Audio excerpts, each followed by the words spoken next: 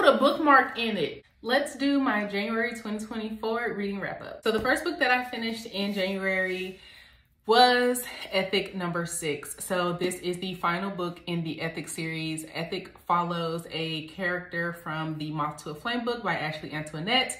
And we just get to follow Ethic and his family on a roller coaster of emotions, on a roller coaster of situations and growing and death and just all of the things that we feel in this book series.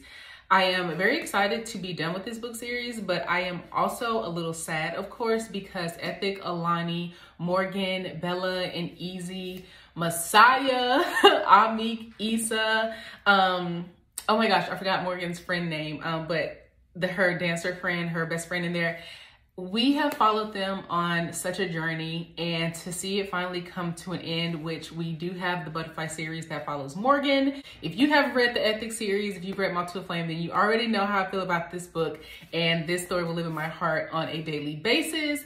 And I'm so excited and so happy that I have added it to my collection. The next book that I read was Never Lie by Freida McFadden, and I ended up getting on a reading slump with this book.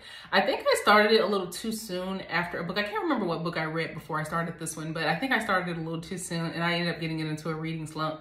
And every time I would pick up this book, I would have to put it down. I don't know what was going on. I don't know what happened. And I love Freida McFadden books. Like, this is my girl, Big Freida. Yeah, we don't play about her. When I finally got out of my reading slump and I was reading it and I just felt the energy coming back, I was like, oh my gosh, yes, we're here, we're here.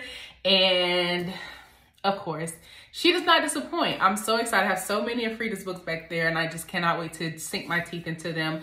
Never Lie was amazing. Follows a couple. They are checking out a house to potentially buy.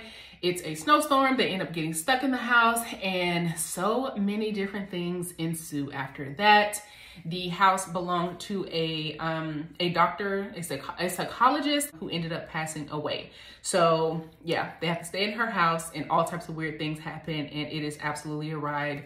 Definitely a must read. If Freida wrote it, buy it and read it. The last book that I read in January was Razor Blade Tears by S.A. Cosby. When I tell you that this book had me in a chokehold from page 1. I knew, I'm like, this is gonna be one of my favorite books I've ever read, and it absolutely is. This is a book that I will reread. This book is 6 stars. I'm not even gonna sit here and play with you like that. It follows Ike and Buddy Lee. Their sons unfortunately pass away in a very horrific hate crime. And it happens, you know, we get directly into it as the book starts. And so we follow Ike and Buddy Lee as they seek out justice for their sons who were married, and they also unfortunately left their daughter behind. But the thing about Buddy Lee and Ike is that they are old school. They are your classic old school parents that just do not believe in the lifestyle. And unfortunately for them, they have been shoved together by the love of their sons. And they go on not only just a journey to find justice for their sons, but they go on a journey to realize that the hate that they have been harboring in their hearts and in their minds, and the hate that they've spewed all of these years on earth, it amounts to nothing. And nothing matters more than having their sons back in their life, having their sons alive again, which unfortunately they will not be able to experience that. And they realize that, oh my God, I spent all of this time hating my son's lifestyle and everything that it stood for, and it literally does not matter. I don't care who my child loved. I want them here. I want them safe with me.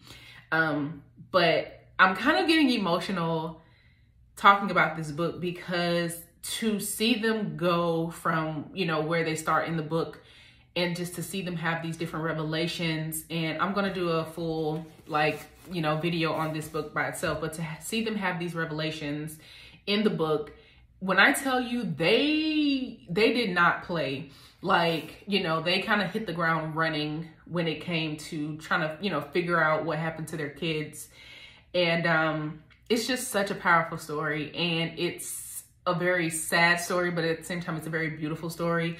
It is considered like a mystery, a thriller. It's like a whodunit, you know? So we get all these different characters and we're trying to figure out who pulled the trigger, essentially. You fall in love with Buddy, Lee, and Ike, even though, like, in essence, there are these two people that if you love in whatever form it comes in, then you essentially are supposed to kind of hate them.